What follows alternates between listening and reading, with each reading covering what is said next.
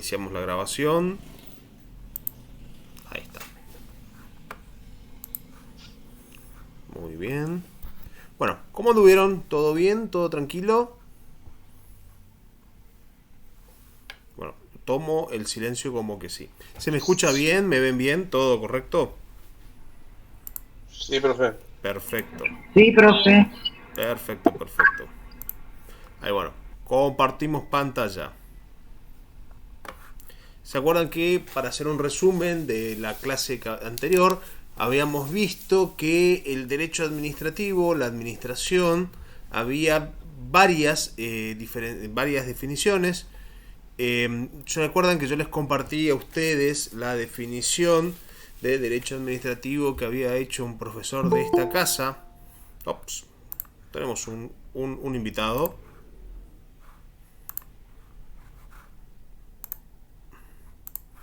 A ver, ahí está. Muy bien, seguimos. Les decía, teníamos entonces que había una definición que nos gustaba a nosotros, que era la del doctor Reviati, que era un profesor de esta casa. Lamentablemente falleció muy joven, les conté. Y les decía que descriptivamente el derecho administrativo era la disciplina del derecho que estudiaba la organización jurídica del poder ejecutivo. A su vez eso conformaba un subsistema jurídico, decía en la definición, que regulaba la labor administrativa del Estado cuando ella era sometida a normas que tenían que ver con el derecho público. ¿Se acuerdan que siempre, y vuelvo a hacer hincapié, estamos parados dentro del derecho público? Bueno, y que tendían, para asegurar mediante el uso del poder, porque esa es una característica que tiene el poder ejecutivo, que aquí estamos usando siempre el poder, u otras prerrogativas públicas. ¿Se acuerdan? Ahora, recuerda que posterior a la definición hablamos de la exorbitancia del derecho administrativo, el régimen exorbitante. Prerrogativas del poder u otras prerrogativas públicas, dice la definición, por parte de la autoridad en que las decisiones se cumplan como fueron previstas cuando se dictaron y que frente a ello había un contralor, es decir, que controlábamos cómo se ejercía ese poder y esas otras prerrogativas que se le confiaban a los órganos encargados de ejercer esa administración, y a la aplicación de ese subsistema a otros sectores del Estado en razón similares las necesidades y finalidades. Ese subsistema es siempre el derecho administrativo. Habíamos hablado del régimen de la exorbitancia, que era ese conjunto de prerrogativas públicas que tenía el Estado. ¿Se acuerdan algunas de las prerrogativas?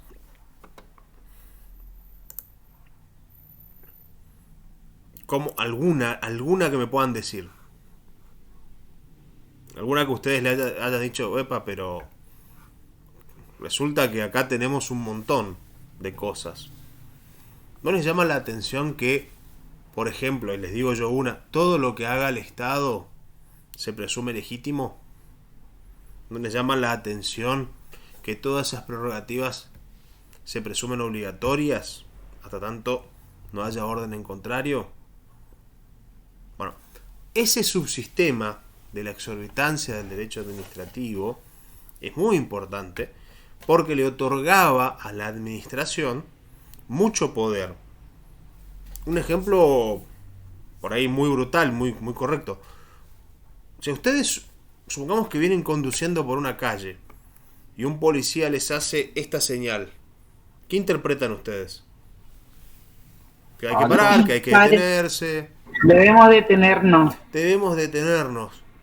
Bien, correcto. ¿Y por qué?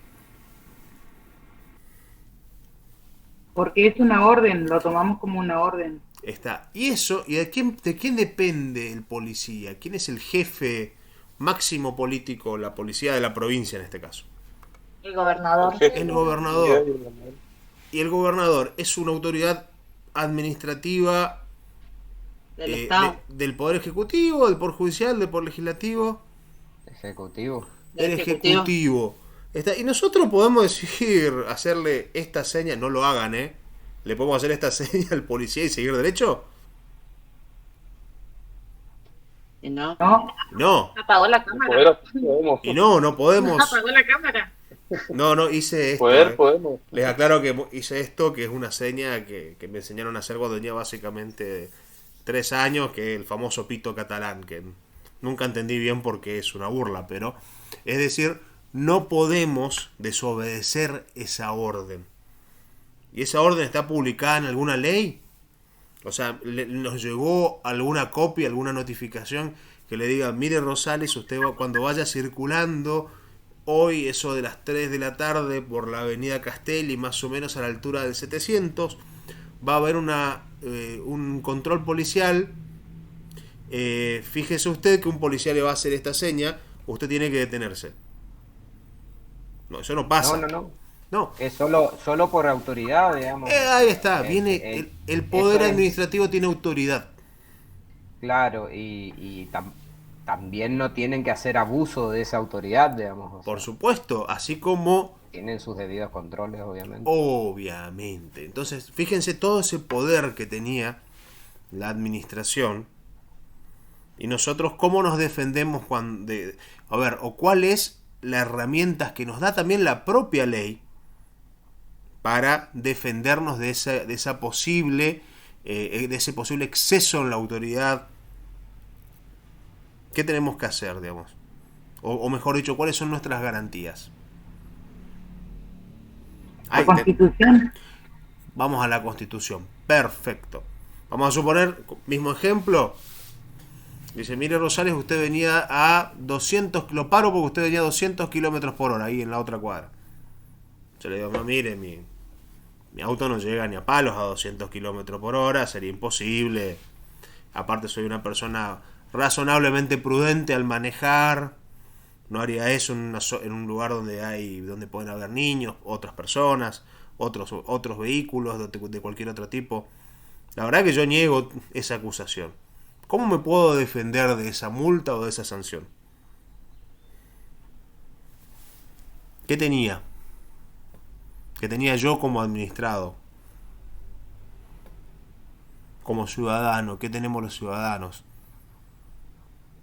Empieza con G.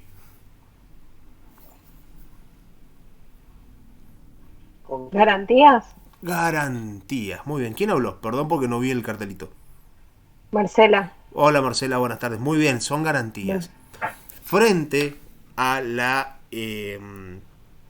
frente al accionar del Estado, nosotros, ustedes, yo, tengo garantías. ¿Tá? Y esas garantías, ahí las puse, son sustantivas. Eso quiere decir que vienen con el sujeto. Tenemos que ser tratados de manera igualitaria, tenemos que ser tratados de manera conforme al principio de legalidad, a la garantía de razonabilidad o de justicia. Imagínense que me dice, mire Rosales, yo decido que usted venía a 300 km por hora, le corresponden 3 años de prisión o una multa, que me la paga a mí. ¿No? Hay un concepto, también a eso hay un concepto amplio de legitimidad. Cualquiera de los ciudadanos afectados podría manifestarse en contra de ello. No puedo ser desposeído de mi propiedad, por eso la garantía de la propiedad frente a esos actos de la administración o esos actos de los poderes públicos subsiste.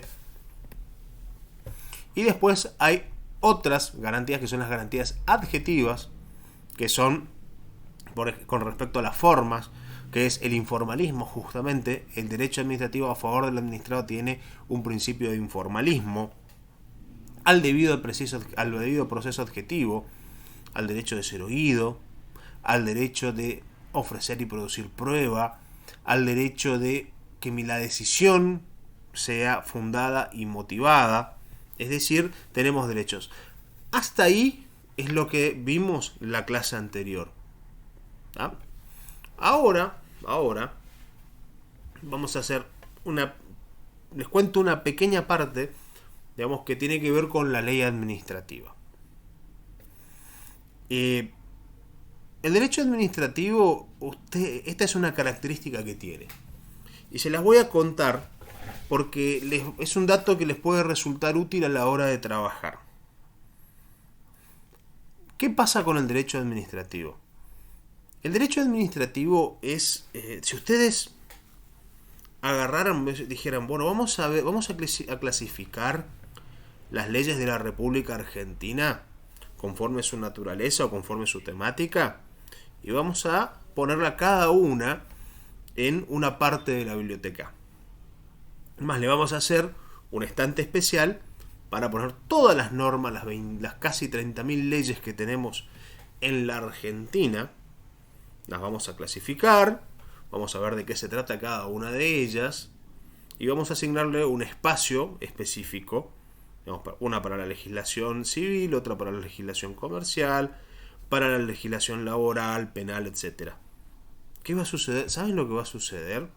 Va a suceder que, bueno, probablemente tengamos un espacio asignado para cada una de ellas, pero al momento que nos toque hablar de la legislación administrativa, nos vamos a dar cuenta que es la que más abunda. Casi todas las leyes, no diría la mayoría, pero diría que muchas de ellas tienen componentes administrativos o son del derecho administrativo. Crean funciones administrativas, delegan funciones. Es decir, todas tienen que ver con esta temática. No es que les reste importancia, por supuesto que no, a las otras ramas de la legislación, pero la mayoría de las leyes tienen que ver con el derecho administrativo. Todo el tiempo, la actividad legiferante está por esos temas.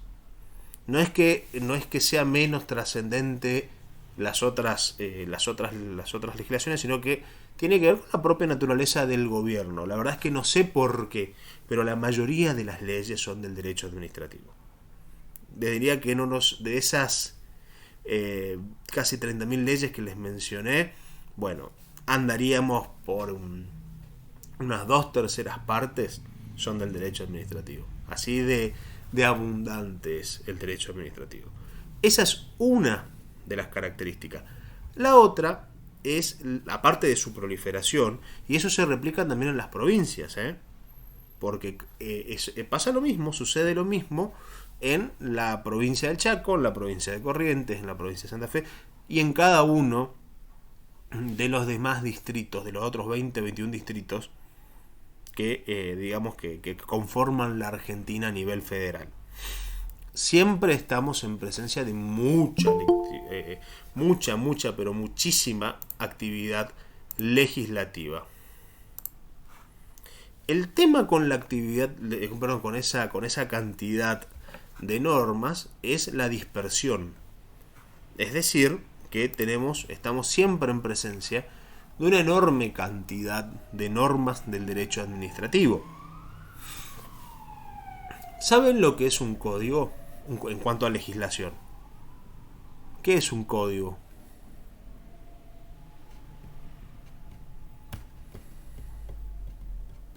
¿Qué es un código? ¿Qué es el Código Civil? ¿Qué tipo de leyes encuentro en el Código Civil? ¿Encuentro leyes? ¿Encuentro qué cosas?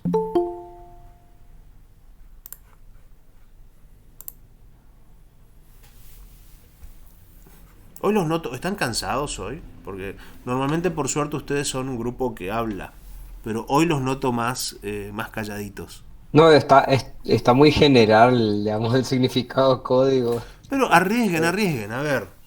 A ver, Leonardo, ¿qué es un código? Ya que hablaste, perdiste.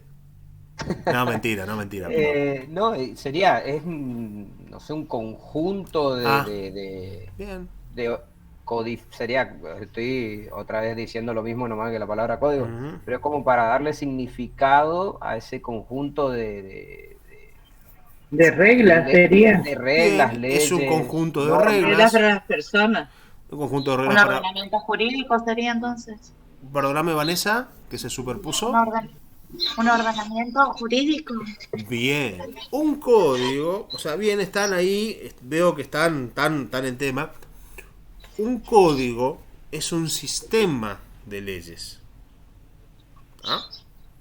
Que tenemos leyes de la misma naturaleza, sobre la misma temática, y por eso la legislación no es un tipo de ley, sino que es una técnica, Es una técnica de legislación. Por la cual, digamos, las personas que crean la ley dicen, bueno, estas leyes que tienen que ver sobre lo mismo, las vamos a codificar. Y codificar significa que la vamos a sistematizar. Le vamos a dar un orden lógico y las vamos a agrupar de manera de que sean útiles al usuario. Por eso tenemos, por ejemplo, un Código Civil y Comercial, donde tenemos toda esa legislación codificada, que es decir, ordenada y sistematizada. ¿Se acuerdan que yo les conté que de alguna manera la legislación civil es la historia de una persona? Porque regulamos desde que nació todos los actos significativos de su vida. Por ejemplo, que esa persona tiene un nombre, adquiere derechos, adquiere obligaciones, se obliga mutuamente con otras personas, puede contraer matrimonio con otra persona, administra y se responsabiliza, sobre todo se responsabiliza con el patrimonio de los hijos y las obligaciones que tenemos para con los hijos. También tenemos algunos derechos con respecto a la paternidad o la maternidad. Y finalmente morimos y eso también está regulado. ¿Ah? Entonces tenemos como la historia de una persona dentro de un libro. Y es una historia que es similar a todos nosotros. Todos los que estamos acá, seguramente nacimos, por eso estamos acá. Ejercimos actos de tenemos nombre, ganamos derechos y un montón de cuestiones. Algunos nos casamos, tenemos hijos, tuvimos que ejercer esa serie de obligaciones que tenemos nosotros los padres con respecto de los hijos. Y posteriormente, seguramente, y ojalá esto pase en mucho tiempo, voy a morir. Y eso está regulado. ¿Ah?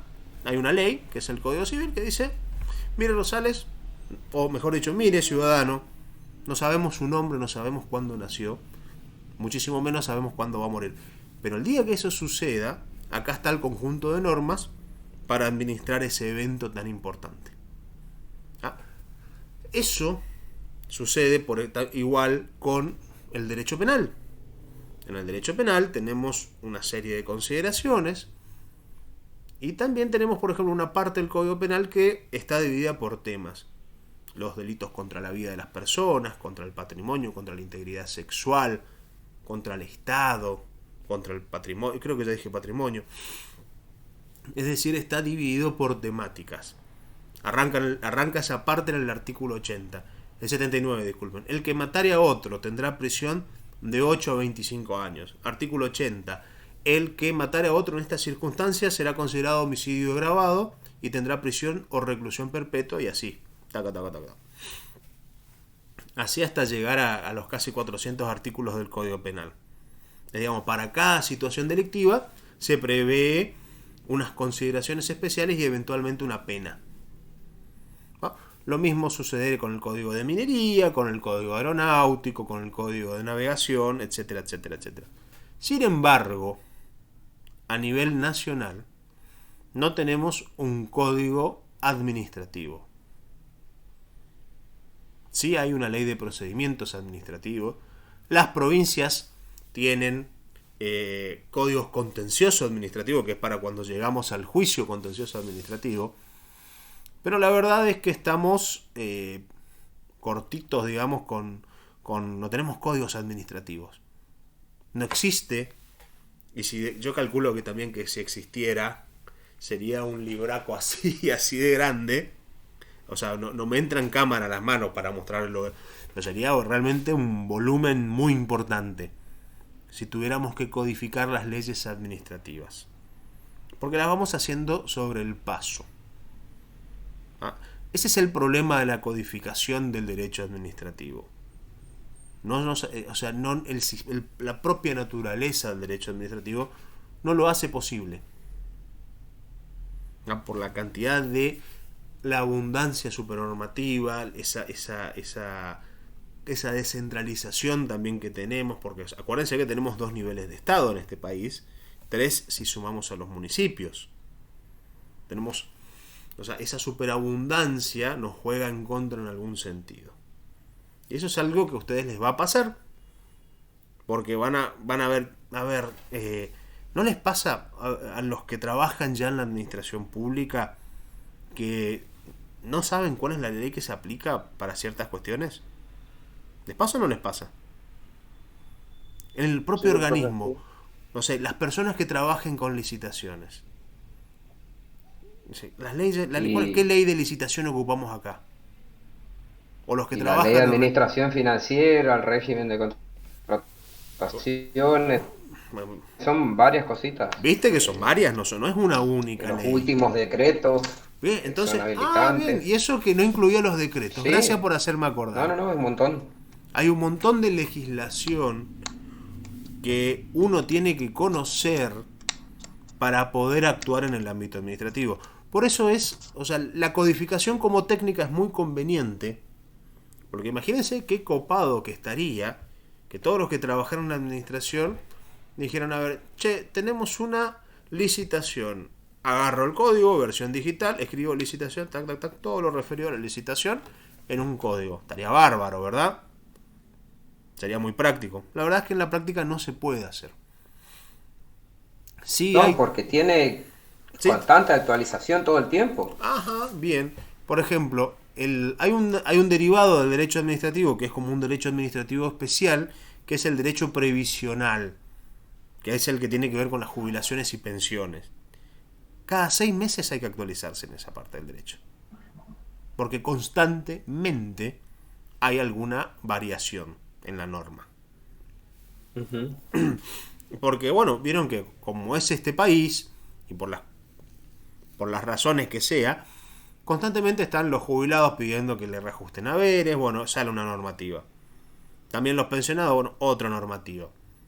Y cambia. Y ustedes, miren, en este año ya cambió como 4 veces el sistema previsional argentino. Más allá que hay leyes marco, donde todo eso está referido, la verdad es que es un problema no saber cuál es la norma de referencia. Muchas veces seguramente les pasa a ustedes que, ¿y dónde sacamos? ¿Dónde está escrito lo que tenemos que hacer? ¿No les pasa eso a ustedes? Que están ahí en la Sí, duda tal cual. y tienen que llamar seguramente a algún superior y le dicen, fulano, ¿cómo seguimos desde acá? ¿Pasa o es una idea mía nomás que? Sí, y te dicen y ni siquiera te muestran dónde está. Te dicen así nomás. Y bueno, es un No, tenés que hacer tal cosa. ¿Y dónde está? No, así es. ¿Pero dónde está? Bueno, esos son los problemas. Una aclaración. Rosales no le va a decir la solución de ese problema. Lamentablemente me encantaría decírselos. Me encantaría.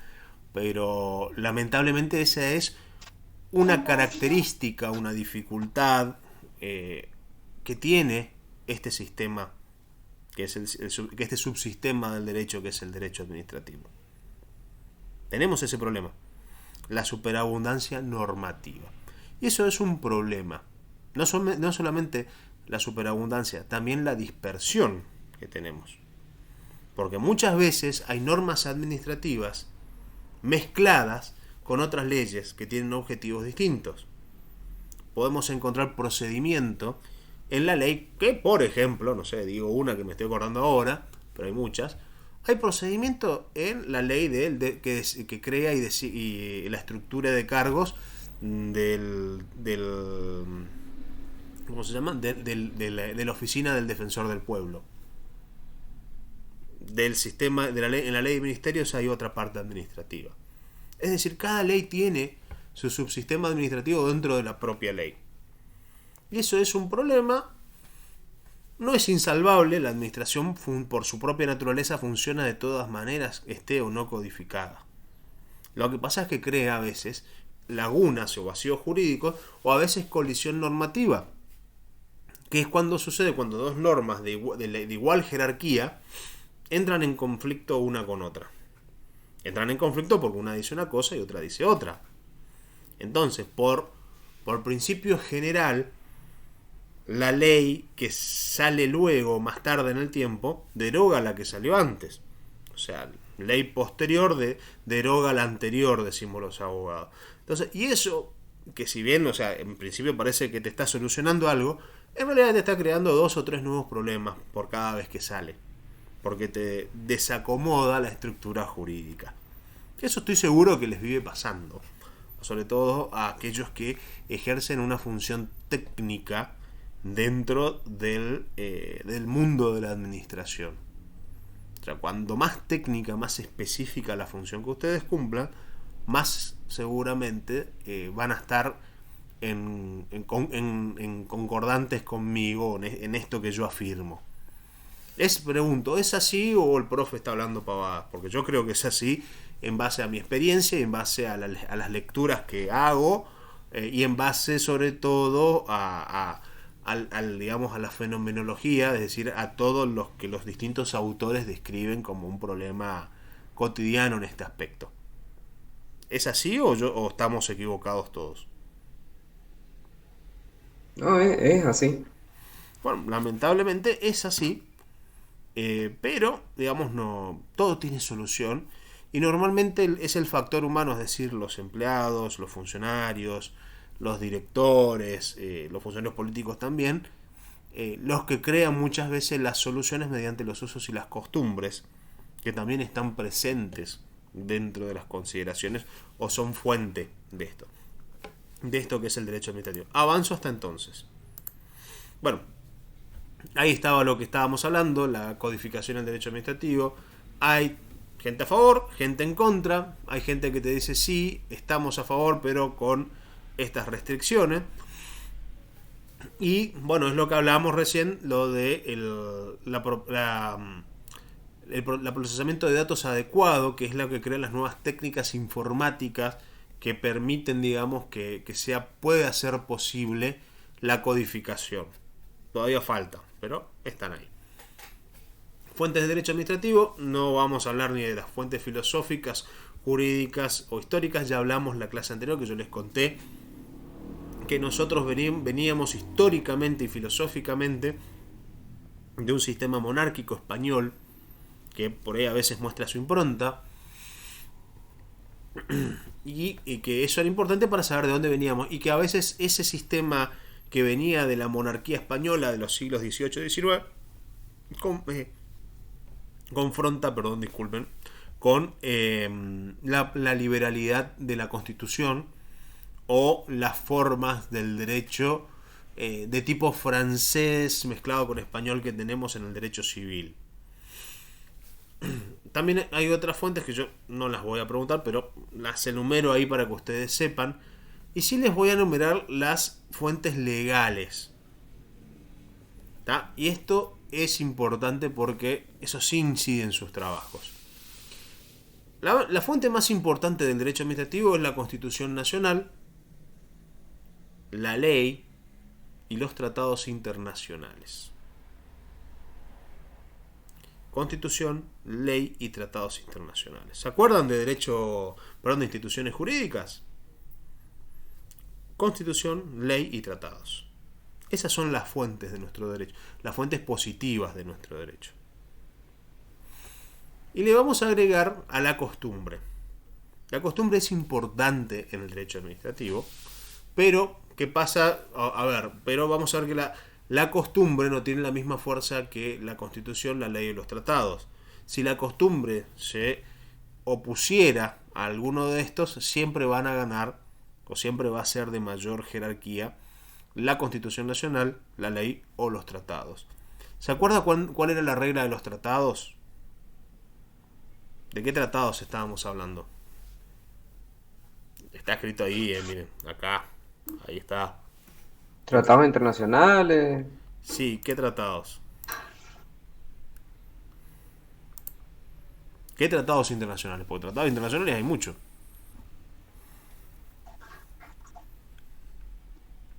Y eso que están ahí, vemos lo que dicen en posición a favor de... No, ¿sí? pero había unos en especial que se acuerdan que yo hinchaba de mucho en instituciones. Los tratados los del 75, inciso 22. Derechos del niño, derechos de la mujer, derechos humanos, Pacto de San José. ¿Qué tipo de derechos? ¿De qué? los tratados de derechos humanos. Ujú.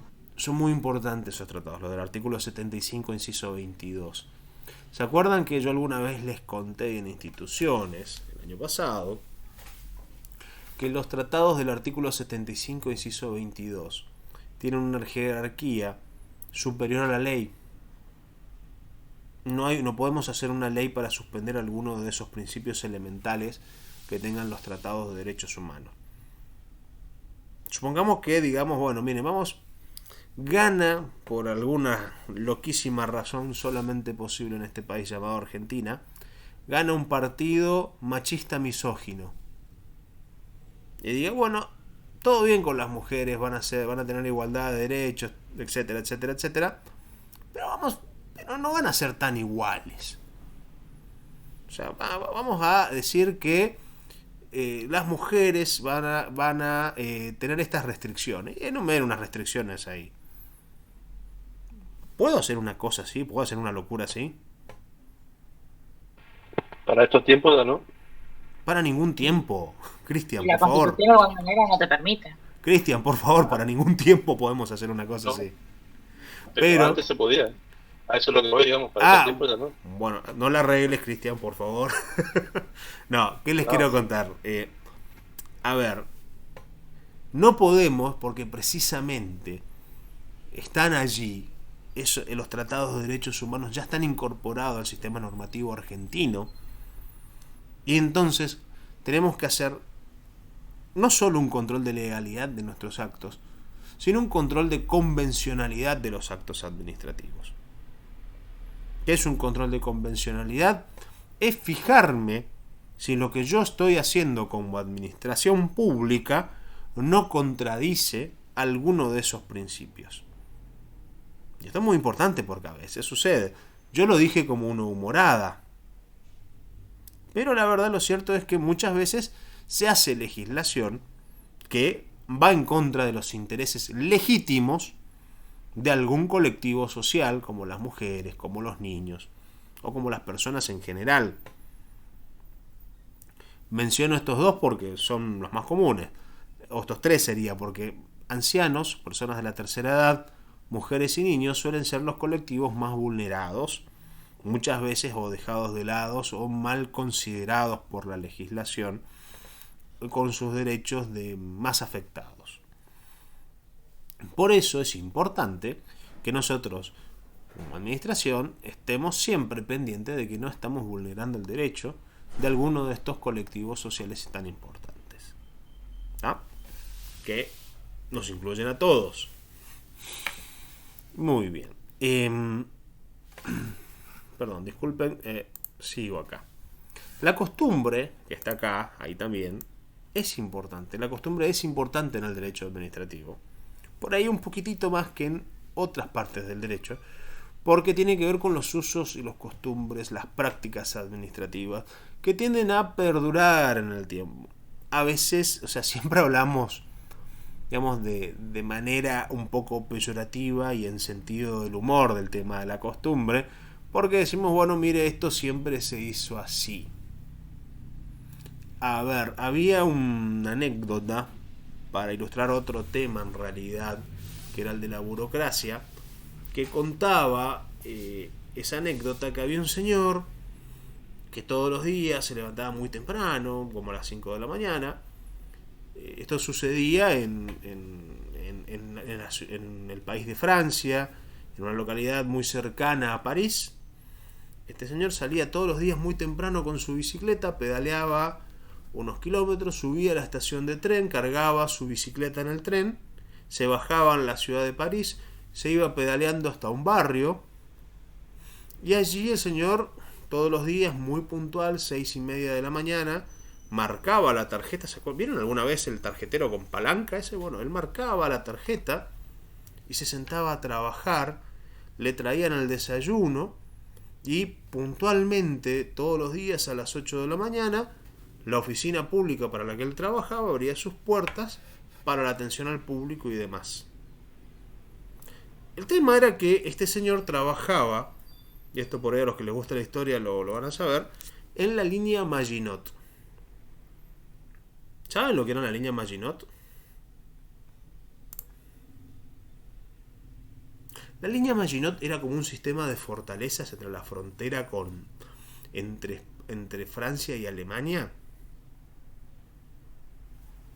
que era, decían que bueno, para evitar que los alemanes pudieran invadir el territorio francés, construyeron todo como un sistema de fuertes, con subterráneos, con cañones, con alambradas.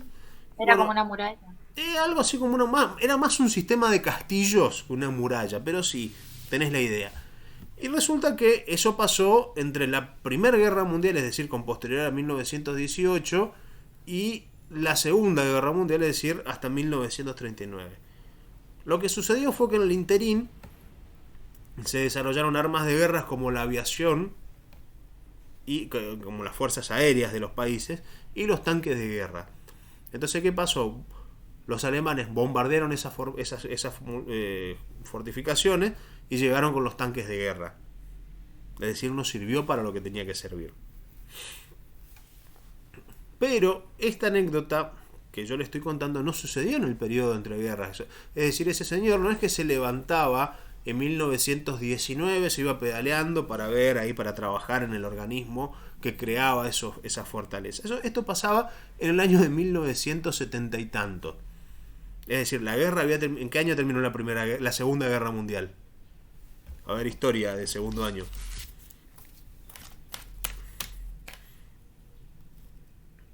Che, por favor. 1945. La guerra termina en el 45. 45, más o menos. Ay, bueno. La Justo guerra le termina estaba en el 40. respondiendo. Bueno, Vanessa, media estrella. Disculpe, profe, yo estoy con malísima la conexión, porque estoy sin luz. En realidad estoy con la conexión del teléfono nomás. Bueno. Y escucho todo entrecortado, digamos. Bueno, voy a tratar de hablar. Estoy igual, profe. No hay problema, pero aviso por las dudas, por eso no estoy. Tengo entendido que mucho. estaban arreglando algunos sectores, porque hoy me mandaron en uno de los grupos de WhatsApp de abogados como que mandaron algo, recuerdo haber leído y seguí. Pero sí es cierto que parece que hay gente que iba a tener problemas con su conexión eléctrica. Bueno, les contaba que la guerra terminó en 1945, pero este señor seguía trabajando en el mismo instituto que se creó para construir algo que finalmente fue destruido en la década del 70. O sea, este punto en realidad estaba hecho para ilustrar lo que es la burocracia en el sentido peyorativo de la palabra. Pero a este señor también le preguntaron: ¿y por qué sigue viniendo, señor, acá? Y porque siempre lo hice así. Así, siempre. ¿Por qué arrancamos a trabajar a las 7 de la mañana? Y la verdad es que siempre trabajamos a las 8 de la mañana. Vamos, ¿es así o no, digamos, que existen estos razonamientos dentro de la administración? Digamos, la costumbre es importante.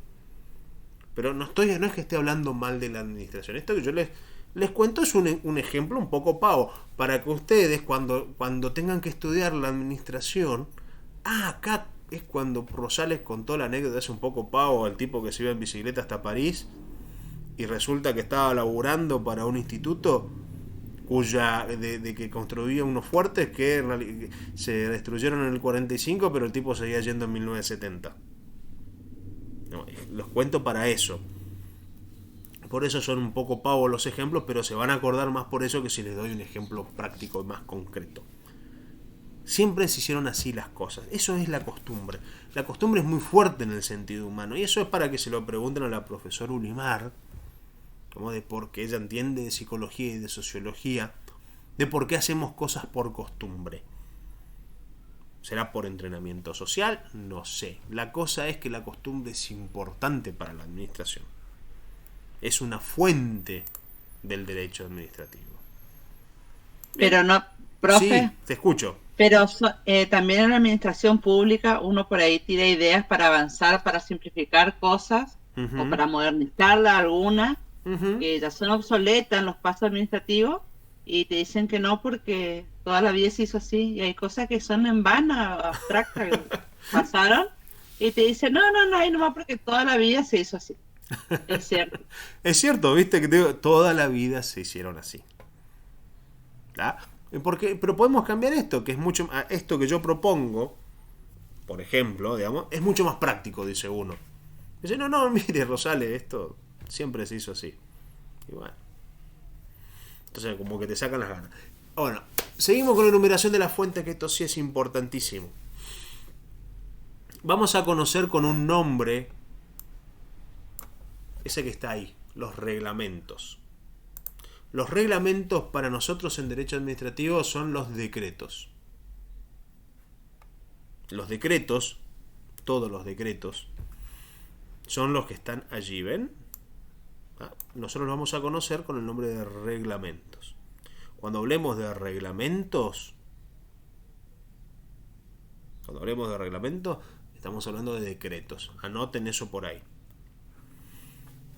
Existen 4 tipos de decretos o de reglamentos. Este sería el de excepción, el de necesidad de urgencia. Entonces empiezo al revés. Delegados, ejecutivos y autónomos. ¿Qué les parece a ustedes? ¿Qué idea les da? Delegados son los que... ¿Qué hace un decreto delegado?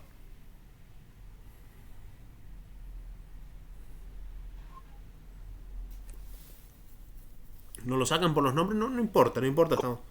¿La palabra delega algún tipo de función? Claro. Delega funciones. Más que eso son los que... A la miércoles. Alguien me tendría que mutearme porque me escuché a mí mismo. Qué voz horrible. Tenemos entonces que hay decretos delegados, ejecutivos y... perdón, me olvidé. Delegados, ejecutivos y autónomos. Delegados, ejecutivos y autónomos. Los delegados son los que, por función de legislación legislativa, legislan sobre un tema, o sea, reglamentan. Los ejecutivos, por otro lado, son los que hace el Poder Ejecutivo, diríamos que en lo que la ley manda hacer. Es decir, ordenan. Y los autónomos son aquellos decretos que los hace el Poder Ejecutivo en el estricto marco de sus competencias. ¿Se entiende para qué sirve cada decreto así a rasgos generales? A ver, los decretos delegados son los que, por ejemplo, reglamentan leyes. Ese es un ejemplo. Los decretos ejecutivos son los que ordenan, los que mandan. Y los decretos autónomos son aquellos decretos que lo que hacen es ejercer las funciones del Poder Ejecutivo dentro del estricto marco de la competencia de cada poder. En este caso, del Ejecutivo. Y por último tenemos la excepción, que es el decreto de necesidad y urgencia, o el reglamento de necesidad y urgencia. ¿Recuerdan algo de los decretos de necesidad y urgencia? ¿Los DNU? Los DNU, sí. ¿Y qué son los DNU? El decreto de necesidad de emergencia, lo que largaba mucho y sigue largando el presidente cuando fue el tema de la pandemia. Claro, Cuando hay urgencia, una necesidad exclusiva de algo en un momento específico. Por ejemplo, cuando fue lo del incendio, pandemia. Bien. ¿Y qué inundaciones, sequías? Bien, o sea, también. Pero... ¿Y qué más? ¿Tienen algún límite? ¿Se recuerdan si tienen algún límite? ¿Puede hacer un decreto sobre cualquier cosa el presi? No puede y no me puedo acordar qué era. Porque dice, en la Constitución dice que es lo que no puede hacer. Ay, que encuentra mi Constitución. ¿Tienen su Constitución ahí? Yo me olvidé de tenerla conmigo, acá. A ver, acá tengo una. Igualmente, todo DNU tiene que ser aprobado después en el Congreso. Sí, muy bien. Miren. Poder Ejecutivo, artículo, bueno, acá no se nota en esta Constitución porque es muy chiquita la letra, pero es el artículo 99, siempre. Sí, donde está todo lo que puede y no puede hacer el presidente. Miren, en el párrafo tercero del artículo 99 dice lo siguiente, la Constitución: solamente cuando las circunstancias excepcionales hicieran imposible seguir los trámites previstos por esta Constitución para la sanción de las leyes y no se tratare de normas que regulen materia penal, tributaria, electoral o régimen de los partidos políticos, podrá dictar decretos por razones de necesidad y urgencia, los que serán decididos en acuerdo general de ministros, que deberán refrendarlos, conjuntamente con el jefe de gabinete. El jefe de gabinete de ministros, personalmente y dentro de los 10 días, someterá la medida a consideración de la Comisión Bicameral Permanente, cuya composición deberá respetar la proporción de las representaciones políticas de cada Cámara. Bien, ahí está. Esta Constitución es muy viejita, como verán, está bastante bien baqueteada. Tengo como varios, debo tener como 10 constituciones a cada vuelta. Me olvidé de poner una al lado de la compu para empezar a hablar de este tema. Pero es así, a ver, nosotros tenemos que es muy pero muy importante este tema de los decretos de necesidad y urgencia. ¿Y qué pasa? Para que un decreto de necesidad y urgencia pueda ser tal, no podemos, no podemos por cualquier razón, fíjense que en ese sentido le da como cierta apertura, las circunstancias hicieron imposible la formación de una ley de manera ordinaria, es decir, en el común de las circunstancias, y por ello, digamos, debemos recurrir a el decreto de necesidad y urgencia. Y podemos hacerlo sobre cualquier tema. Lo lógico sería una catástrofe nacional, una catástrofe natural como la que mencionaron, pandemias, sequías, incendios, etcétera, etcétera, etcétera. Pero lo cierto es que podemos hacerlo sobre muchas más otras cosas. Y dentro de los 10 días tenemos que avisar a la Comisión Bicameral Permanente. Los ministros tienen que refrendar el decreto. El jefe de gabinete tiene la obligación de presentar eso a la Comisión Bicameral. Es decir, le da. Y nos prohíbe. ¿Qué nos prohíbe? ¿Qué materia nos prohibía?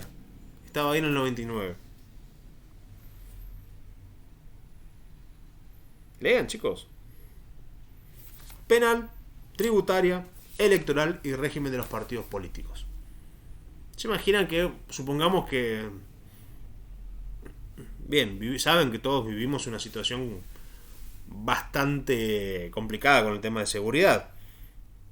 Imagínense que el presidente diga, bueno, a partir de mañana, en la ciudad de Rosario, como hay este problema con las bandas delictivas, se suspenden los juicios comunes, serán todos juicios abreviados, a cualquiera que tenga que ver le vamos a poner 1000 años de cárcel. No podemos hacer una cosa así. No podemos hacer una cosa así, porque está... Y para evitar que el poder reaccione de manera negativa, tiene esto. O, por ejemplo, que un partido gane con mucha mayoría en las elecciones y diga, bueno, a partir de ahora modificamos el sistema político y la verdad es que el partido que gana se lleva a todos los senadores de una provincia. No podemos. Son cosas prohibidas. Por eso, para evitar, digamos, la tentación, saben que hay una frase que dice, el poder corrompe y el poder absoluto corrompe absolutamente. Lo habrán escuchado. Bueno, es el límite. Es el límite. La Constitución da algunas ventajas o algunas herramientas poderosas a quien ejerza el poder para que pueda ejercerlo libremente, pero al mismo tiempo nos establece garantías, y estas garantías no son para limitar solamente el poder, son garantías para los ciudadanos, ustedes, yo, cualquier vecino, todos somos ciudadanos y todos podemos ser objeto pasivo, es decir, la persona que sufre el abuso del poder, y para ello existen estas garantías. La administración es así, tiene estas cuestiones. Seguimos y ya con esto culminamos la primera y la segunda parte. Después tenemos los decretos ley. A ver, ¿alguno se acuerda qué eran los decretos leyes? ¿Qué eran los decretos leyes? ¿Muy parecido al DNU o no? No, no, no, no, no, no, no. No, no es eso. Los decretos ley sucedían en dos circunstancias. Una que es ¿Los que legítima. instrumentan las leyes, puede ser? ¿Cómo, Leonardo? ¿Son los que instrumentan las leyes, puede ser o no? No, no, los decretos leyes se dan en esta circunstancia, una legítima y una ilegítima. La ilegítima es que se da cuando se suspende el orden constitucional. Sucede que en este país hubieron 6 golpes de Estado. Cada vez que había un golpe de Estado, de paso se intervenían las provincias. Entonces quedaba, tanto en la nación como en las provincias, suspendida la actividad legislativa. Entonces, por quienes ejercían el poder, con la suma del poder público, hacían también leyes. Habían comisiones legisladoras que decían, che, mirá, necesitamos una ley de esto. Y hacían una ley. Y eso se promulgaba por medio del decreto ley. Porque el Congreso, la legislatura, estaba suspendido. Acá lo cierto es que hay decretos leyes que todavía perduran. ¿Por qué? Porque quitarlos crearía una anomalía en el sistema jurídico que hace que, digamos, imagínense que, quedan derogados todos los decretos ley. La verdad es que no sabemos la cantidad de decretos leyes que existen en el operativo y podemos hacer un daño, podemos dejar sin un montón de leyes tanto las provincias como la nación. Antiguamente, el primer criterio fue, después que ocurrió el primer golpe de Estado, ¿qué hacemos con los decretos leyes? Y la primera reacción fue, los decretos leyes son ilegítimos, no son ley emanada por el Congreso. Anulemos, no. Y alguien le levantó la mano y dijo, no, esperen muchachos, si sacamos los decretos leyes no podemos trabajar. Entonces se llegó a una doctrina más sana, que es, un decreto ley va a conservar su operatividad, independientemente de su legitimidad de origen, hasta en tanto alguien no reclame sobre esa legitimidad. Imagínense que está vigente un decreto que conculca libertades personales esenciales de una manera grosera, entonces yo reclamo ello. Entonces ahí lo puedo retirar y ahí podré declarar la inconstitucionalidad del decreto ley. Y la segunda oportunidad en la que los decretos leyes pueden aparecer en la vida jurídica, especialmente de las provincias, es cuando ocurre una intervención federal que anule la legislación, que la Cámara Legislativa de la provincia intervenida. Por ejemplo, Corrientes. En Corrientes hay un montón de decretos leyes que aún se encuentran vigentes y son perfectamente constitucionales, que ocurrieron durante la última intervención del año 99 al año 2001, 2002, no recuerdo bien qué ocurrió en la provincia de Corrientes. Y eso no recuerdo, y eso que yo iba a la facultad todos los días en esa época. Entonces existen los decretos leyes todavía, pueden existir. Si se interviene una provincia y si se interviene su cámara legislativa, lo lógico es que existan decretos leyes. Los decretos leyes como si fueran leyes. O sea, son tanto decreto como ley. Incluso ahí todavía se sigue utilizando mucho de los decretos leyes esos, pero nosotros, por ejemplo, cuando los mencionamos solemos poner título vigente, digamos, o sea, porque se van modificando y el título vigente de ese decreto es lo que se está utilizando para, por ejemplo, una contratación. Y porque de ese mismo decreto, si uno va y lee, se modificaron un montonazo de artículos, digamos. Claro, mirá, te cuento algo. Todos recordamos la dictadura del año 76, ¿verdad? Claro. 10 años antes, en el año 66, hubo otro golpe de Estado, la así llamada Revolución Argentina, a cargo del general Onganía, que hizo, digamos, que fue una revolución. De verdad que fue una revolución, se podría decir que fue una revolución, con todas las consideraciones académicas. Porque la verdad es que vino a modificar el orden jurídico argentino vigente hasta entonces. Salió por decreto una gran reforma, la 17711, que fue una reforma al Código Civil, y a su vez en muchas provincias se implementó un código de procedimientos civiles y comerciales llamado el famoso Código Onganía. Muchísimas provincias tuvieron el mismo código, calcado, como si se hubiera unificado la legislación civil y comercial en las provincias. Pero digamos, con posteriores evoluciones, las provincias fueron dejando. Se fueron modificando y se fueron adecuando. Entre ellas la provincia del Chaco. Pero sucedía algo. Nosotros teníamos ese código, o sea, el Código de Procedimientos Civiles y Comerciales de la provincia del Chaco, Ley 969, si no me acuerdo, Decreto Ley 969, estuvo en vigencia hasta el año 2018, si no me olvido mal, si no estoy mencionando mal. ¿Qué pasaba? No, lo que pasa es que no es que estábamos conformes con una ley que proviene de dictadura, sino que se seguía utilizando el mismo texto base, como cuenta Leonardo, con las modificaciones. Y después, bueno, cuando hubo la oportunidad de revisar ese código, finalmente se lo cambió todo íntegramente y se hizo una norma actualizada y se pudo abandonar la denominación de decreto ley. Pero siguen siendo fuente del derecho, ¿eh? Los decretos ley siguen siendo fuente del derecho. De a poco y eventualmente calculo que van a dejar de existir por el desuetudo, salvo en las provincias que pudieran llegar a ser intervenidas federalmente, y ojalá tampoco eso pase. Instrucciones y circulares, otra fuente del derecho para ustedes, las personas que son cuadros técnicos de la administración. Lo que digan las instrucciones es, o sea, a veces hay instrucciones que son verbales y otras que son circulares. Ustedes están obligados a cumplirlo. Otras que son escritas, quise decir. O sea, ustedes están obligados a cumplirlo porque, como hay una jerarquía dentro de la administración, lo que diga a sus superiores es una orden para ustedes. Y después tenemos la doctrina.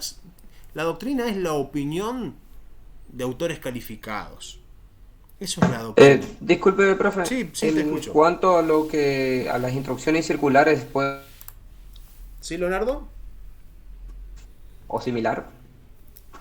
¿Por qué las instrucciones y las circulares son fuente del derecho, me preguntás? No. Serían similar o parecidos a los memorándum que emiten las autoridades. Claro, sí, los memos, las circulares. Son como... Hay como una relación de género-especie, nada más. Por ejemplo, ahora, Sí. por ejemplo, a los municipios se mandan las circulares a todos los municipios para que cumplan todas las normas que tiene que presentar su papel. Bien. Para todos por igual. Bien, eso es fuente del derecho porque es una norma que obliga a los municipios, seguramente si ellos quieren acceder a un determinado beneficio administrativo, deben hacer lo que la circular, remitirse a lo que la circular, no sé el número, lo ciñe, ¿verdad? Porque eso es obligatorio, crea vínculos de derecho. ¿Qué más? Otra cosa que me estoy olvidando. Bueno, lo mismo con las circulares, lo mismo con las instrucciones, que son prácticamente iguales. La doctrina, como les decía, es la opinión de los autores importantes, por así decirlo, de los estudiosos sobre el tema. La jurisprudencia también. Nosotros nos basamos bastante en doctrina. Bien. Porque hay doctrina que está como más actualizada o tiene una forma de entender a la ley de administración financiera que lo hace todo mucho más llevadero, digamos, y cumplible en ciertas cosas. Pues Claro. ahí la ley de administración financiera hay veces que es bastante rígida en ciertos casos y hay casos que no lo contemplaron, digamos. O sea, y la doctrina le da una forma de... Sí, o reinterpreta la doctrina. Claro, reinterpreta la ley. Claro, o si no, sabes lo que muchas veces pasa con la doctrina es que cuando queda algún concepto oscuro, lo que hace la doctrina es llenar los vacíos. Y se lo toma como válido, digamos. No es que se lo toma como válido u obligatorio. Lo que pasa es que no es lo mismo lo que opina Rosales que lo que opina, no sé, el doctor Casañe, que es una autoridad en derecho administrativo. Claro. Esa es la doctrina. O sea, miren, Casañe dice tal cosa, este vendría a ser el criterio de Casañe para solucionar este problema. Entonces ahí, bueno, lo dijo Casañe, que es una persona que tiene una reputación dentro del mundo académico, bueno, entonces tiene un peso. Que por ahí que será mucho más que Rosales, con toda seguridad. Con toda seguridad. Y es algo similar similar, por así decirlo, a la jurisprudencia, digamos. O sea, la jurisprudencia se basa en hechos concretos. Digamos. Claro, la jurisprudencia es la opinión anterior de los jueces sobre un caso similar al que a vos te toca resolver. Eso es la jurisprudencia. Jurisprudencia, o sea, es la pronunciación del derecho, literalmente por su etimología. ¿Ah? Jurisprudence, lo que dice el derecho sobre un tema. Eso es la jurisprudencia. Es decir, son los fallos precedentes de un juez o distintos jueces sobre el mismo tema, para hacerla corta, digamos. Que a su vez, muchos de esos fallos están fundados en doctrina. Esa es la relación de la jurisprudencia con la doctrina. Claro, es como claro, que refuerza la doctrina, digamos. Claro, podría decirte que la doctrina se ve materializada o se vuelve obligatoria a través de su utilización en los distintos fallos y después, bueno, inclusive hasta se puede materializar en la práctica legislativa. O sea, la práctica legislativa puede tomar doctrina y hacer, digamos, o plasmarse o cristalizarse o materializarse en estas cuestiones.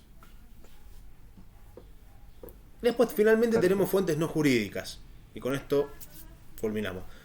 Habíamos hablado de la práctica administrativa, que ya la mencionamos como 3 veces. Ahí lo moví. La analogía, ¿saben lo que es la analogía, no? Sí, profe, sabemos qué es la analogía. Hágame así, por lo menos.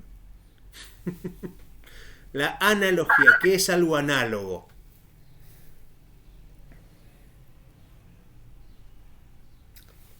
¿Qué es algo análogo? A ver, una clase virtual. Semejante, parecido. Una clase virtual. ¿Es parecida a una clase presencial? Similar. Es similar. ¿Podemos decir que es más parecida que diferente? Se asemeja por lo que se da. Exactamente. Pero es más parecida que diferente, ¿verdad? Sí. Bien. ¿Podemos decir que es análoga? Como si... Sí. Bien. Sí. Eso es una analogía. Es algo que es similar en origen. Y que si bien es diferente, podemos decir que hay muchos elementos que se repiten. Entonces, por ejemplo, podemos decir que la práctica o la praxis administrativa dentro del departamento de contrataciones de un gobierno va a ser similar a la praxis administrativa de la sección del gobierno que se encargue de los sumarios.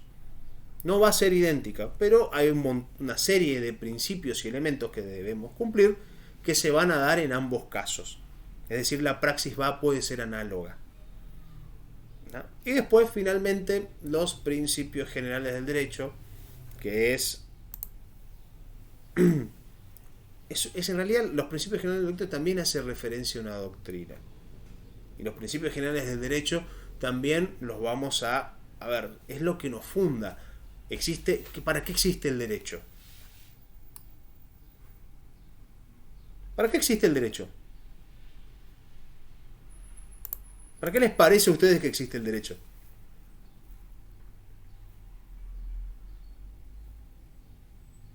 ¿Saben para qué existe el derecho? Para igualar a todas las personas. Puede ser, sí, pero ¿saben para qué existe el derecho? Para que igualdad de poder también. También, existe para que no nos matemos entre nosotros. Regula las conductas, exactamente. Pero existe, pero si ustedes quieren ser, así como queremos ser guasos, el derecho existe para que no nos matemos recíprocamente. Antes, cuando vivíamos en cuevas, podemos decir, a ver, ¿qué pasaba si un hombre de las cavernas le robaba la comida a otro hombre de las cavernas? Se iba y le mataba, o se iba y lo mataba y recuperaba lo suyo, ¿verdad? Y de paso le robaba un poco también. O sea que regula la conducta externa de la persona. Bien. ¿Y qué más? O sea, si alguien, por ejemplo, matar el hijo de otra persona, ¿esa persona qué hace? ¿Va y le mata al hijo? No. No. ¿Verdad? Bueno, para eso existe el derecho. ¿Qué hace esa persona? ¿A dónde va? ¿Va a la policía? ¿Va al juez? A la policía, a la justicia sería. Claro, ¿saben por qué? Hay denuncia y busca a alguien que regule eso. Claro, ¿saben por qué? Porque nosotros renunciamos a nuestra venganza. Ese es el principio básico de vivir uno de los principios básicos de sociedad, de vivir en sociedad. Cuando nosotros firmamos ese famoso contrato social que habíamos hablado alguna vez, bueno, la firma del contrato social implica que nosotros renunciamos a la venganza. Nosotros, una de las primeras cosas que nos comprometemos a hacer es esa. Si alguien entra a mi caverna y me roba la comida, yo no voy a agarrar un hacha y lo voy a hacer puré al que me robó para recuperar mi comida y robarle de paso un poquito. Voy a ir ante una autoridad, ante el anciano del pueblo, y le diré que fulano me robó, acá están los testigos, solicito que se me reintegre lo mío. Eso es una forma de justicia, una forma de derecho. Porque robar está mal. Si ustedes quieren, y si quieren una visión descarada, y no me quiero meter con el credo de nadie, los 10 mandamientos de la Biblia son una norma social muy básica. No robar, no matar, adorar a Dios, no desear la mujer de su prójimo, pagar los impuestos. Es decir, todo ello, todas esas cuestiones, podemos decir que son un código de convivencia muy básico, ¿no? Uh-huh. Son las normas básicas. Bueno, los principios generales del derecho son esas normas básicas y fundamentales que existen para que nosotros podamos resolver cuestiones. Podamos decir, che, esto es injusto. No hay ninguna norma que diga que particularmente esa conducta en específico de la administración causa un desequilibrio jurídico, es decir, un injusto. Pero nosotros, aplicando los principios generales del derecho, nos damos cuenta de que no pagarle la jubilación a una persona que aportó siempre, no darle los días de licencia a un señor que le corresponde ese beneficio, no ascender a una mujer al cargo que corresponde, aún siendo la mejor postulante para ello, no se puede hacer. Bueno, todas esas cuestiones, si las identificamos como injustas, estamos aplicando de manera básica los principios generales del derecho. Y hasta acá terminamos hoy. Detengo grabación.